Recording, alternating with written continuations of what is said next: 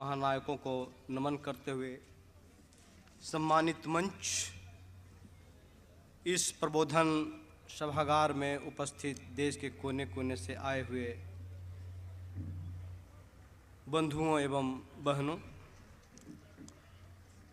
यह जो विषय परिचर्चा के लिए रखा गया है, पिछड़े वर्ग के नेताओं की संविधान विरोधियों के साथ साठगांठ क्या करे इनके साथ।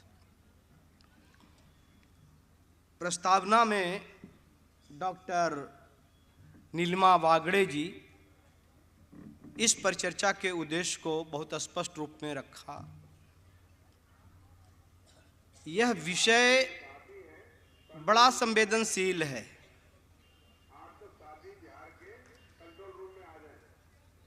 इस सभागार में जितने लोग बैठे हैं वो कहीं न कहीं उन लोगों से जुड़े हुए हैं, चाहे भावनात्मक रूप से जुड़े हुए हों या जाति के आधार पर जुड़े हुए हों। वर्तमान में जो स्थिति उभर कर आई है, एक तरफ तो हम पिछड़े वर्ग के नेता शब्द का इस्तेमाल करते हैं, और मैं पिछले वर्ष इसी मंच से यह कहा था कि पिछड़ा वर्ग नेतृत्व विहीन है। आज के तारीख में यदि मुझसे कोई प्रश्न करता है कि पिछड़ा वर्ग का नेता कौन है, तो मैं उत्तर नहीं दे पाता हूं, क्योंकि वास्तव में पिछड़ा वर्ग का कोई नेता आज है नहीं। हां, जिन्हें कुछ समय पहले जो मास की बात करते थे, मैं एक एक नाम भी लूंगा, और यह विषय संवेदनशील इसलिए भी है कि 2024 में आपके समक्ष बहुत बड़ी चुनौती है, और इस परिचर्चा में वो सारे नेता लगभग बेनकाब होने वाले हैं, जिनसे कहीं न कहीं आप जुड़े हुए हैं। अब ऐसी स्थिति में आपके समक्ष विकल्पहीनता आ जाएगी, इसलिए संवेदनशील है। बिहार से लोग हैं, उत्तर प्रदेश से लोग हैं,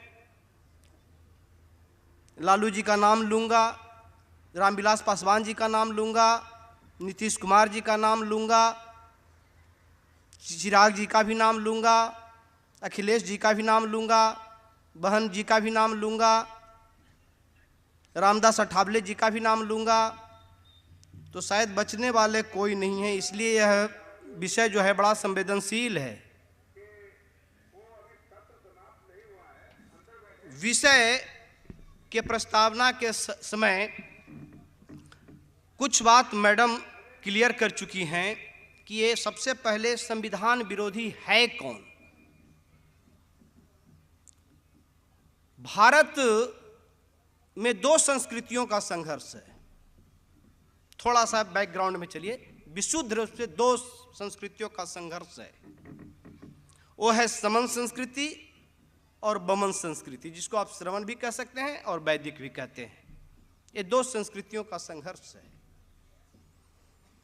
जो बमन संस्कृति के जनक हैं, पोषक हैं, जो वैदिक संस्कृति के जनक और पोषक हैं, मैं एक शब्द छोड़ रहा हूं, वाहक नहीं कह रहा हूं, दो ही शब्दों का मैं इस्तेमाल कर रहा हूं। जो बमन संस्कृति के जनक हैं और पोषक हैं, वो संविधान विरोधी हैं सामाजिक रूप से।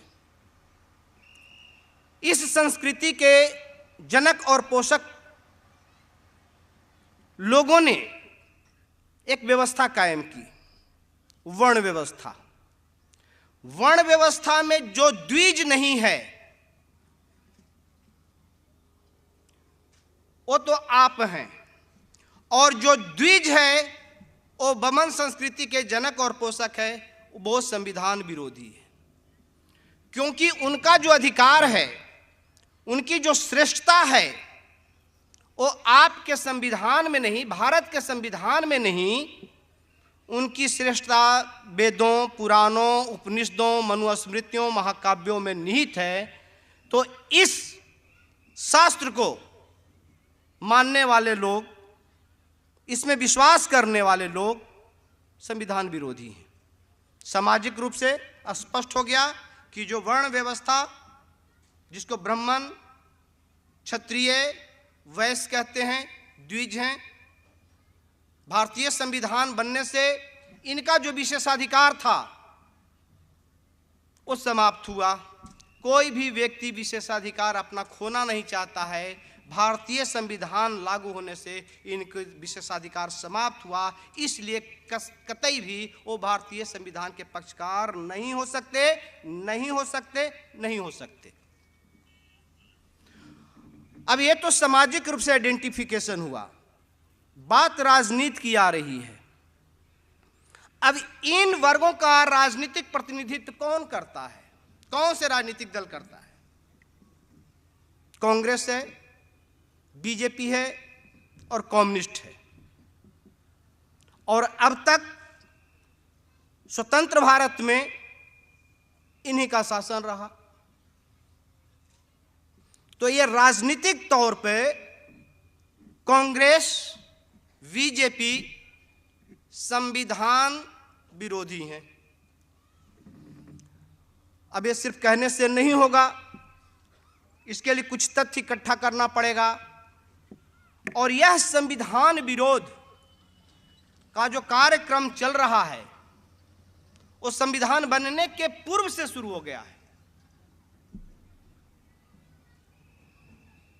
गांधी एंड कंपनी ने, जिसको कांग्रेस कहते हैं, बाबा साहब को संविधान में, संविधान सभा में न जाने की पूरी व्यवस्था कर दी। चूंकि 1946 आते आते बाबा साहब की विचारधारा भारत ही नहीं दुनिया के मंचों पर आ चुकी थी कि ये न्यायवादी हैं, ये लोकतांत्रिक हैं, ये मानववादी हैं। दूसरी ओर जो मनुवादी लोग थे इन वादों से के विपरीत थे। तो इसलिए गांधी एंड कंपनी जो कांग्रेस है उसने सोचा कि बाबा साहब को संविधान सभा में ही न जाने दिया जाए और इसके लिए उन्होंने पूरे बंदोबस्त की। लेकिन आपके बीच जोगेंद्र नाथ मंडल जैसे भी व्यक्ति थे जो पिछड़े वर्ग से ही थे, उन्होंने उनको जाने की व्यवस्था की। अब जो संवैधानिक व्यवस्था है, बाबा साहब ने जो संविधान ड्राफ्टिंग कमेटी के चेयरमैन के रूप में, चूंकि वक्ता बोल चुके हैं और हमारे लोग हमेशा कहते रहते हैं कि भारतीय संविधान के निर्माता बाबा साहब डॉक्टर भीमराव अंबेडकर हैं, थोड़ा सा इसको संशोधन करके बोलिएगा तो ज़्यादा बेहतर होगा। चूंकि संविधान सभा में 299, भारत विभाजन के बाद जो भारतीय संविधान सभा था उसमें 299 सदस्य थे। निश्चित रूप से बाबा साहब की भूमिका प्रशंसनीय है, सराहनीय है, लेकिन पूरे संविधान सभा में लगभग 287 लोगों का उस पर सिग्नेचर है।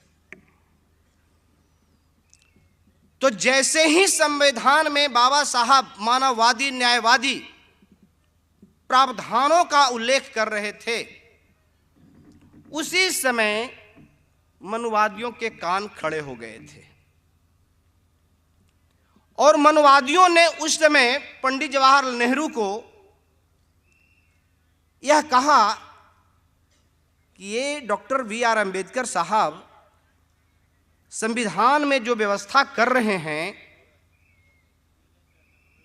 उसमें तो जो परंपरागत हमारे भारतीय संस्कृति है, नियम है, जिसमें हमारा विशेषाधिकार है, जिसमें वर्णीय वर्चस्व है, तो इसका कहीं उल्लेख नहीं हुआ। यदि बाबा साहब के लिखित संविधान पूर्णतः लागू हो गया तो हमारा क्या होगा?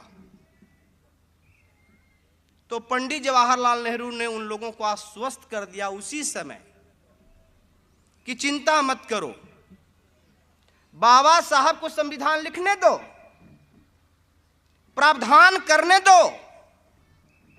इन प्रावधानों को लागू कौन करेगा?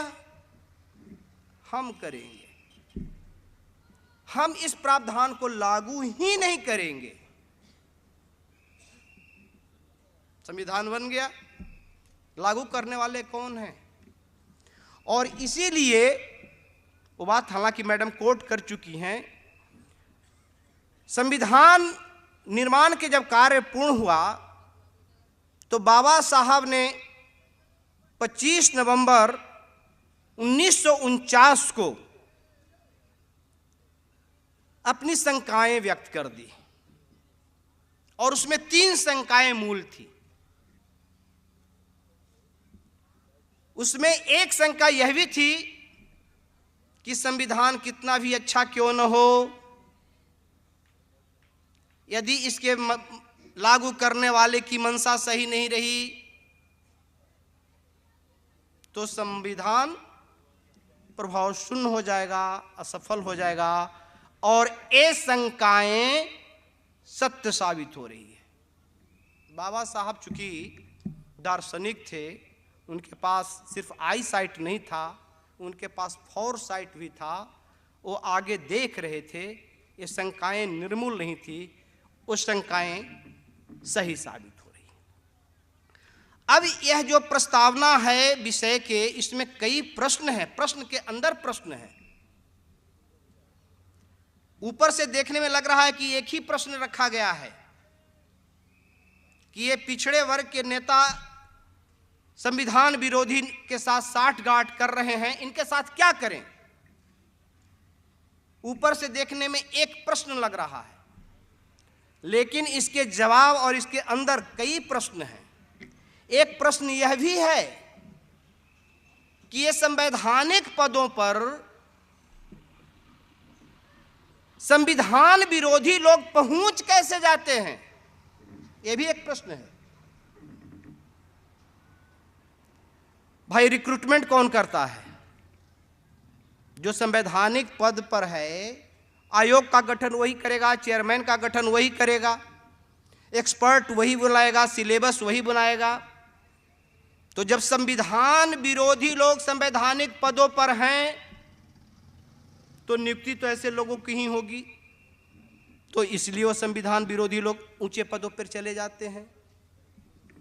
अब फिर दूसरा प्रश्न है इसी प्रस्तावना में कि यदि वो संविधान विरोधी हैं और इतने ऊंचे पदों पर चले गए और संविधान विरोधी कार्य कर रहे हैं, तो उनके साथ कुछ किया क्यों नहीं जा रहा है? व्यवस्थापिका उनके पक्ष में, संख्या आपकी, पक्ष उनकी, कार्यपालिका उनकी, न्यायपालिका में दूर दूर तक आप हैं ही नहीं, मीडिया में आप हैं ही नहीं। तो ये जो लोकतंत्र के चारों स्तंभ उनके साथ हैं, तो उनके साथ करेगा कौन? चारों के चारों संविधान विरोधी हैं, तो संविधान विरोधियों के विरुद्ध एक्शन कौन लेगा? आप ले सकते हैं, जन अदालत में ले सकते हैं, वो तो नहीं लेंगे। अब बात आती है कि ये जो पिछड़े वर्ग के नेता ये कैसे उभरे, इसकी भी चर्चा मैडम कर चुकी हैं पूना पैक्ट के द्वारा। ये जिसको बाबा साहब ने भी ऐसे लोगों के लिए टूल, अस्टूज, एजेंट, बहरे गूंगे हाके जाने वाले जानवर कहा था। ये बाबा साहब के शब्द हैं। इसी को आगे बढ़ाते हुए माननीय कांसीराम जी ऐसे लोगों के लिए चमचा शब्द का इस्तेमाल किया और उन्होंने किताब भी लिखी चमचा युग से। बाम से थोड़ा उससे आगे बढ़कर कुछ ज़्यादा आक्रामक शब्दावली का इस्तेमाल करते हैं, उनके लिए दलाल और भड़वे शब्द का इस्तेमाल करते हैं। वो सब मैं एक शिक्षक होने के नाते मैं ये शब्द नहीं करूँगा, लेकिन ये लोग करते हैं।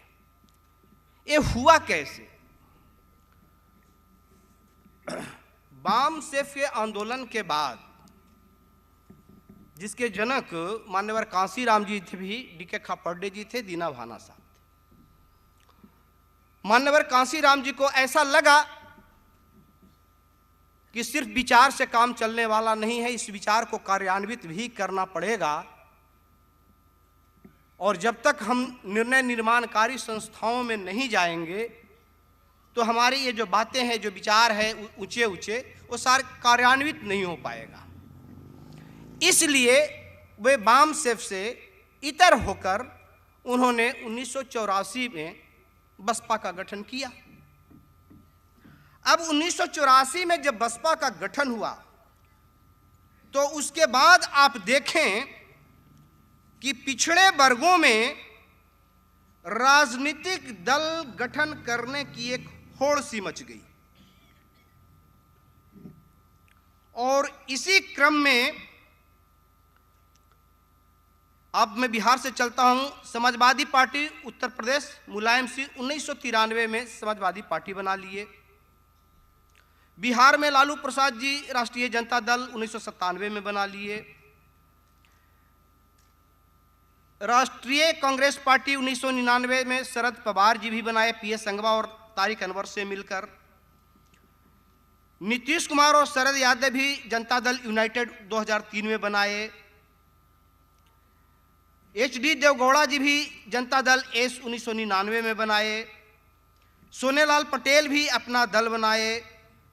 देवीलाल जी भी इंडियन नेशनल लोक दल बनाए।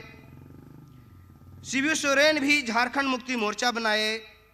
रामविलास पासवान भी लोजपा बनाए। उपेंद्र कुशवाहा भी राष्ट्रीय लोक समता पार्टी बनाए। ये जो पार्टी बनाने का सिलसिला जारी हुआ, यहां पे समझने की जरूरत है। और जब इतने लोग पार्टी बनाए और इन पार्टी के नेताओं के थोड़ा सा बैक हिस्ट्री में जाइए। मैं इसके पूर्व में ये बता चुका हूं कि सामाजिक रूप से ब्राह्मण, क्षत्रिय और वैश्य, और राजनीतिक तौर पे कांग्रेस और बीजेपी संविधान विरोधी है। अब इसको समझिएगा। जब ये राजनीतिक दल बनाए तो उस समय इनका विरोध किनके लिए था?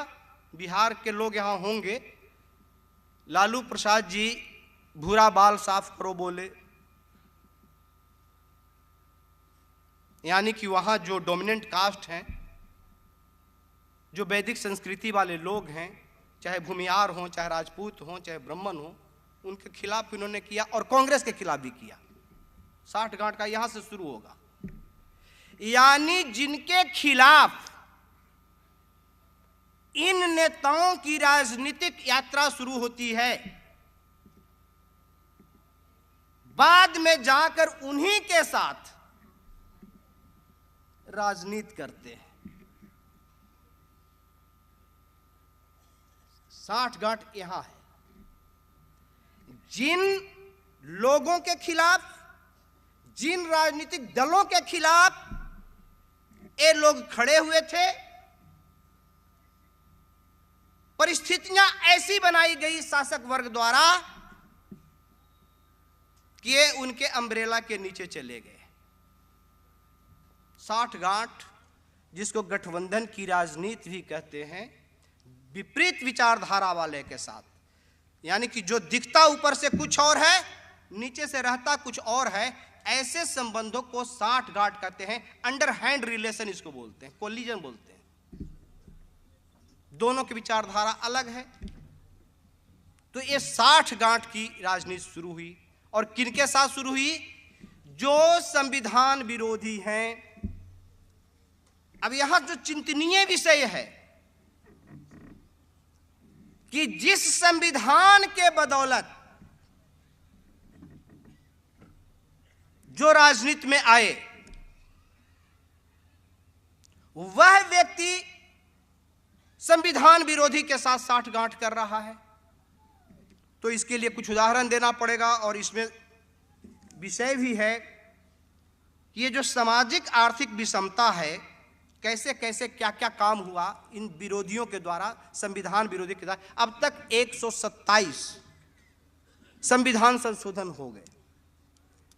बाबा साहब की अपेक्षा क्या थी? बाबा साहब की अपेक्षा यह थी कि संवैधानिक प्रावधानों के अनुसार सामाजिक प्रावधानों को परिवर्तित करना है। बाबा साहब का जो ऑब्जेक्ट है, जो चुनौती है, जो संविधान निर्माण करने का उनका उद्देश्य है और जो उन्होंने प्रावधान किया है, समानता, स्वतंत्रता, बंधुत्व और न्याय, समाजवादी गणतंत्र, लोकतंत्र, लोक कल्याणकारी राज्य, इसके लिए उनका यह सपना था, उनकी यह आकांक्षा थी कि समाज व्यवस्था को संविधान के अनुरूप बनाया जाएगा। और शासक वर्ग का क्या उद्देश्य था? संविधान को समाज व्यवस्था के अनुरूप बनाना है। दो ऑब्जेक्ट आ गया सामने। चूंकि जो संवैधानिक व्यवस्था है, यहां के शासक जातियों के जो प्रावधान है उसके विपरीत है। वो असमानता चाहता है, यहां समानता की बात है। वो यहां स्वतंत्रता की बात है, वो स्वतंत्रता चाहता है। वो भेदभाव करता है, यहां बंधुत्व की बात है। वो अन्याय करता है, यहां न्याय की बात है। तो जस्ट अपोजिट प्रावधान है। सामाजिक व्यवस्था जो शासक जातियों की है, उससे जो संवैधानिक व्यवस्था है जस्ट अपोजिट है। इसलिए यह उम्मीद करना शासक जातियों से कि वो संविधान को मानेंगे, एक कतई नहीं हो सकता। इसलिए आपका संविधान तभी सुरक्षित है जब उन संवैधानिक पदों पर मूल निवासी जाएंगे। कोई भी ब्राह्मण, कोई भी मैं कह रहा हूं, कोई भी वैदिक संस्कृति में विश्वास करने वाला व्यक्ति यदि संवैधानिक पदों पर जाएगा तो संविधान के अनुसार वो आचरण नहीं करेगा। और यही कारण है कि इन 127 संशोधनों के द्वारा शासक जातियों ने संविधान को समाज के अनुरूप बनाने का काम कर रहा है। जैसे जैसे जब जब संविधान उनके जातिगत वर्णीय हितों में रोड़ा आया, तब तक उन्होंने संशोधन किया। और यह संशोधन पंडित जवाहरलाल नेहरू 1950 में लागू हुआ, 51 से ही शुरू हो गया। और बातें इतनी ही नहीं, अटल बिहारी वाजपेयी बड़ी कभी प्रधानमंत्री बने, बड़े अच्छे बने। उन्होंने तो संविधान संशोधन छोड़िए, उन्होंने समीक्षा आयोग कर दिया। संशोधन का प्रावधान तो संविधान में है भी, समीक्षा का प्रावधान समाज में नहीं है। शासक जातियों ने संवैधानिक पदों पर बैठकर संविधान के विरुद्ध ऐसे ऐसे आचरण किए हैं कि जो इसकी व्यवस्था नहीं है। और चूंकि इंटरप्रिटेशन करने का अधिकार सुप्रीम कोर्ट को है, सुप्रीम कोर्ट में भी वही बैठे हैं। तो इस प्रकार से पूरे जो संविधान विरोधी ताकतें हैं वो आपके व्यवस्था पर कब्जा है। अब जो उनके विरोध में AC, ST, OBC, converted minority के लोग जो उभर कर आए, जो उन्हें गाली देते थे, बल्कि मैं एक बार बाम साहब के कुछ लोग मुझसे सब्जेक्ट डिजाइन करने के लिए कहे कि रमाकांत जी एक सब्जेक्ट आप भी दीजिए। तो ये लगभग 10 वर्ष पहले की बात है। तो मैंने कहा कि एक सब्जेक्ट मेरे तरफ से यदि आप दे सकते हैं तो दीजिए। उस सब्जेक्ट का नाम मैंने ये रखा, ब्राह्मण को गाली देना ब्राह्मणवाद विरोधी होने का सबूत नहीं है। अब हुआ क्या कि बाम साहब के आंदोलन जब शुरुआत होती है, उस दशक से ही मैं चलता हूं, तो ब्राह्मणों ने एक स्ट्रेटजी के तहत एसी एसटी ओबीसी के अंदर अपना प्रोजेक्टेड लीडर पैदा किया और उन्हें प्रशिक्षण किया कि आप ब्राह्मण को गाली दो, और जो नेता जितना ब्राह्मण को गाली दिया वो उतने ही लोकप्रिय नेता बना। लेकिन उन्होंने एक शर्त रखी कि मुझे गाली दो कोई बात नहीं, लेकिन आप व्यवस्था परिवर्तन नहीं करेंगे, आप व्यवस्था में आ जाइए। और वो साठगांठ आज हमारे सामने दिख रहा है। अब साठगांठ करने वाले जो दो पोल बना, जब श्रीमती गांधी की हत्या, राजीव गांधी प्रधानमंत्री बनने के बाद किसी भी राजनीतिक दल का बहुमत नहीं आ रहा था, तो ब्राह्मणों ने दो पार्टियां, बीजेपी और कांग्रेस, दो पोल बना लिया। एक में उधर अटल जी चले गए, लेकिन वहां पे गौर कीजिएगा, नेतृत्व उसको किसको दिए?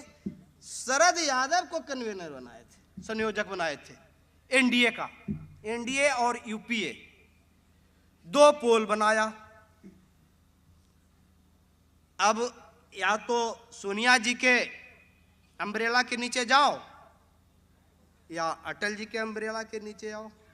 साठगांठ की जो संस्कृति है यहां से ज्यादा इफेक्टिव शुरू हुआ।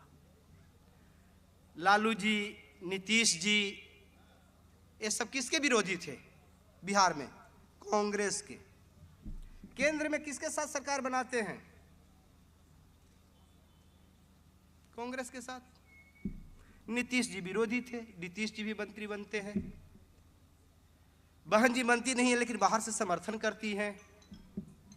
मुलायम सिंह भी मंत्री बनते हैं। किसका किसका नाम लूं? रामदास अठावले जी आरपीआई चलाते हैं। करुणानिधि भी समर्थन करते हैं। रामविलास पासवान जी के बारे में कई लोगों ने कह चुके हैं कि तो मौसम विज्ञानी थे, तो उनका तो कुछ कहना ही नहीं था। और ये सब कौन लोग थे? दलितों के मसीहा, पिछड़ों के मसीहा, गरीबों के रहनुमा। ये क्या कर रहे हैं शासक जातियों के साथ? साठगांठ। अब बात समझ में आ गई होगी। साठगांठ यह है। और ये दो पोल, एक 38 का है, एक 28 का है। अभी भी ये साठगांठ खत्म नहीं हुआ है। आपको सामने वो उनको गाली देते। बिहार में भूमिहार को गाली दे दो, बिहार के लोग होंगे, बिहार में यदि कोई भूमिहार को गाली देने वाला नेता है, अगले बार इलेक्शन में विधायक बन जाएगा। उत्तर प्रदेश में भी यही स्थिति है। जहां जहां डोमिनेंट कास्ट है वैदिक, उसको गाली दे, उस लोग आदमी को नेता मान लेता है। लेकिन वो करते क्या है? जाके उनको कहते हैं गाली हमने किस लिए दिया है? कहा कि चिंता मत करो, गाली वहां दो और यहां हमारा काम करो। तो ये जो साठगांठ के द्वारा सारे काम हो रहे हैं। अब हुआ क्या है, इसके अंदर और भी प्रश्न है। आर्थिक विषमता, अभी थोड़ी सी मैं बात करूंगा आर्थिक विषमता के, क्योंकि संविधान के विरुद्ध ये आचरण जा रहा है। संविधान में समाजवादी शब्द है, उसमें आर्टिकल कई हैं जिसमें संसाधनों का न्यायपूर्ण वितरण की बात की गई है। संसाधनों का संकेंद्रण न हो, लोगों को जीविका मिले, डिग्निटी के साथ जीवन व्यतीत करे, ये सारे प्रावधान संविधान में है। ये क्या कर रहे हैं? Centralisation of money, centralisation of wealth. नई रिपोर्ट है, ऑक्सफैम की रिपोर्ट है 2023 के। सबसे अमीर 1% भारतीयों के पास 58% संपत्ति केंद्रित हो गई। 10% अमीरों के पास 80% संपत्ति केंद्रित हो गई। केवल 5% भारतीयों के पास देश की 60% संपत्ति है, जबकि 50% आबादी के पास मात्र 3% संपत्ति है। ये संविधान विरोधी काम हो रहा है। और मोदी जी कह रहे हैं सबका साथ सबका विकास, सबका विश्वास, बोल कुछ रहे हैं, कर कुछ रहे हैं। उनको सहायता कौन दे रहे हैं? ये अकेले मोदी जी नहीं है। बिहार में ये जो 60 गांठ की, मैं थोड़ी सी वहां से बिहार से ले जा रहा हूं, नीतीश कुमार तीसरे नंबर पर पहुंच गए 60 गांठ करने में, और पहले नंबर पर किसको पहुंचा दिए? दुश्मन को। उत्तर प्रदेश में 60 गांठ की राजनीति क्या हुई? बहन जी भी इनके सहयोग से बने थे। उत्तर प्रदेश में दोनों को यदि सही से सामाजिक पोलराइजेशन कर दिया जाए तो शायद कभी बीजेपी जीते। लेकिन ये 60 गांठ जब ये हुआ कि ये दोनों अंडरहैंड मिले हुए हैं, अखिलेश जी भी चाहते हैं कि बीजेपी का भय दिखाकर मुसलमानों को अपने पास रखे रहें। ये 60 गांठ क्लियर हो रहा है। बीजेपी से डराते रहते हैं मुसलमानों को। और यहाँ स्थिति देखिए। तो इस प्रकार से हम देखते हैं कि ये 60 गांठ करने वाले लोग जो संविधान के कारण उत्पन्न हुए, उसी संविधान के विरोध में आचरण करने वाले लोगों के साथ खड़े हैं।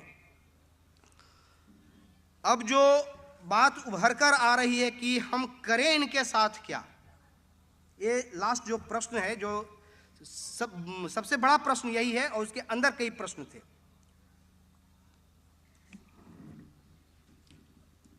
बुद्ध फिलोसफी में या बुद्ध दर्शन में एक अंगुलीमाल डाकू की कहानी है, और कहानी नहीं है, हकीकत है। अब ये जो पिछड़े वर्ग के नेता है जिनका मैंने नाम लिया, लालू प्रसाद जी के, नीतीश कुमार जी के, अखिलेश जी के, बहन जी के, रामदास अठावले जी के, इवेन इफ उदित राज जी भी कुछ जाके संगठन चलाते थे सामाजिक, को भी अपना संविधान विरोधी बीजेपी के साथ जो भी रहे हों, रामविलास पासवान, चिराग पासवान, सारे का नाम मैंने लगभग ले लिया। तो अंगुलीमाल डाकू तो ये भी नहीं बने हैं। जो चूंकि भाई हमारा संगठन है फूले अंबेडकरी विचार मंच, जो लोकतांत्रिक संस्कृति में, लोकतांत्रिक मूल्यों में विश्वास करता है, तो मैं उन्हें गाली तो दे नहीं सकता, उन्हें मार तो सकता नहीं। लेकिन हमारे के यहाँ साहित्य उपलब्ध है अंगुलीमाल डाकू का, जिसको बुद्ध ने बदल दिया। क्या अंबेडकरी फूले विचारधारा के माध्यम से इन नेताओं को बदला नहीं जा सकता? यदि ये लोग इन्हें नेता बना सकते हैं, पिछड़ों का, दलितों का, गरीबों का रहनुमा बना सकते हैं, तो क्या ये जनता जिनके बीच हम अंबेडकरी फूले विचार लेके जा रहे हैं, इन विचारों के माध्यम से इन नेताओं के साथ डायलॉग कर, क्या हम इन्हें सुधार नहीं सकते? मुझे तो लगता है कि इनके बीच फूले अंबेडकरी विचारधारा गया ही नहीं। यहां पर एक और प्रश्न है कि क्या ये जो 60 गांठ कर रहे हैं लोग, वो अज्ञानी हैं? अज्ञानी तो मैं नहीं कह सकता, भ्रमित जरूर कह सकता हूं। ये भ्रमित लोग हैं, अज्ञानी नहीं है। ये भ्रमित लोग हैं, ये भ्रम में है। इनको ऐसा लग रहा है, वो भ्रम क्या है? ये भ्रम है उच्च होने का, अपग्रेडेशन का, इनका कि इसी व्यवस्था में रहते हुए अपग्रेडेशन के द्वारा हमारा भला हो सकता है। इसलिए इनको मैं भ्रमित मान के चलता हूं कि ये लोग भ्रमित हैं, अतः इनको राह पर लाया जा सकता है। जब अंगुलीमाल डाकू सुधर सकता है तो ये लोग क्यों नहीं सुधर सकते हैं? ऐसा मेरा अपना विश्वास है कि यदि फूले अंबेडकरी विचारधारा के लोग जिनके पास हम जा रहे हैं, उनके माध्यम से इनके ऊपर नियंत्रण किया जा सकता है। साथ ही साथ जो इतने राजनीतिक दल उभर कर आए हैं, यदि हमारा राष्ट्रीय संगठन, क्योंकि बामसेप में जो काम करने वाले लोग थे, आरएसएस का बहुत नाम लेते रहते हैं, तो ये जो हमारा संगठन राष्ट्रीय है, इसका विस्तार राष्ट्रीय लेवल पर हो, साथ ही साथ एक और जो सबसे महत्वपूर्ण बात है, जो परिचर्चा में भी आप लोगों ने रखा है, कि ये जो व्यक्तिवादी नेतृत्व हमने विकसित किया, इसको रोकना होगा। ये संस्थागत नेतृत्व पैदा करना होगा। इंडिविजुअल लीडरशिप और इंस्टीट्यूशनल लीडरशिप दोनों दो चीज है। एससी एसटी ओबीसी के पास इंडिविजुअल लीडर हैं, कम्युनिटी के लीडर हैं, कास्ट के लीडर हैं, कोई इंस्टीट्यूशनल लीडर नहीं है। जब इंस्टीट्यूशनल लीडरशिप डेवलप होता है तो व्यक्ति गौण होता है और संस्था ऊपर होता है, नीति ऊपर होता है, नेता नीचे होता है, उसके अधीन होता है। तो हमें ये इंस्टीट्यूशनल लीडरशिप डेवलपमेंट करना होगा, तभी इनके ऊपर नियंत्रण लग सकता है। अन्यथा की स्थिति में ये अपना व्यक्तिगत और परिवार, इसमें परिवार का भी मैटर है। अब परिवार के पास जब संपत्ति हो गई, इतने मेहनत से, इतने जोड़ तोड़ करके, जेल जाके धन संपत्ति इकट्ठा किए, इसको कैसे जाने दें? तो साठगांठ कर लो। अब बहन जी चुप है, एक बार शायद छापा पड़ा, अब समझ गई। तो ऐसा करते ही क्यों हो? जब बहन जी कम धनवान नहीं थी, जब लालू प्रसाद जी धनवान नहीं थे, तो मजबूत थे। एक अजीब सी स्थिति आई है। जब उनके पास संपत्ति नहीं था तो वो मजबूत थे, जब संपत्ति आई तो कमजोर हुए। एक अजीब सी स्थिति हो गई भाई। ये धन किस लिए होता है? धन बल मजबूत होने के लिए, शक्ति का स्रोत है। तो ये हमने क्यों किया? तो निश्चित रूप से भाई व्यवस्था पर उनकी कब्जा है। अब हम कह रहे हैं कि इनका दुरुपयोग कर रहे हैं। आपने ऐसा किया ही क्यों? बुद्ध महल से समाज की ओर जाते हैं और तुम समाज से महल की ओर जा रहे हो, उल्टी चल रहे हो बुद्ध के। हमारे जितने महापुरुष हैं, जितने लीडर हैं, अब मैं उन लीडरों का नाम लेना चाहूंगा। ये तो साठगांठ करने वाले लीडर थे हमारे बीच। यदि आप चलते हैं तो बुद्ध से लीजिए क्या किए, फूले से लीजिए क्या किए, पेरियार साहब ने क्या किया, बाबा साहब ने क्या किया, काशीराम जी ने क्या किया, चंदापुरी जी ने क्या किया। इन लोगों ने सब अपना निजी जीवन, निजी संपत्ति सबको समाज के लिए समर्पित किया, और आप समाज के लूट को ले रहे हो। तो यदि आप अंकुश लगाना चाहते हैं इस साठगांठ की राजनीति से, तो संस्थागत राजनीति, संस्थागत नेतृत्व विकसित कीजिए। और इसके लिए हमारे पास संगठन है, हमारे पास टेस्टेड विचारधारा है।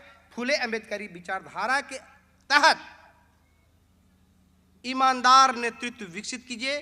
चूंकि संविधान को के पदों पर जाकर संवैधानिक व्यवस्था लाने के लिए यह आवश्यक शर्त है कि आपका लीडर ईमानदार हो। ईमानदार है ही नहीं तो ये सारी जो समस्याएं हमारी हैं और 24 आपके समक्ष हैं, कहीं ऐसा ना हो, इसको भी समझना है कि हम दुश्मन के झांसे में आके इन लोगों को सजा देने के लिए दुश्मन को मजबूत कर दें। ये भी एक भय बना हुआ है और यही हो रहा है। ये जो हो रहा है, ये जो बीजेपी इतनी मजबूत स्थिति में है, ये इसी कारण हुआ है। ये प्रतिक्रिया में है, ये क्रिया नहीं है मूल निवासियों का। ये प्रतिक्रिया का परिणाम है कि आप लालू से क्षुब्ध हो गए, मुलायम से क्षुब्ध हो गए, बंसी से क्षुब्ध हो गए, सारे से क्षुब्ध हो गए, आप दुश्मन को मजबूत कर दिए। तो ये बहुत सोच समझ के ये सब्जेक्ट रखा गया है। इन्हें सुधारना भी है और उन्हें उतारना भी है, दोनों काम करना है। ये नहीं कि इनको सुधारने के चक्कर में उनको बैठाए रखिए। ये जो चुनौती है बड़ा गंभीर है।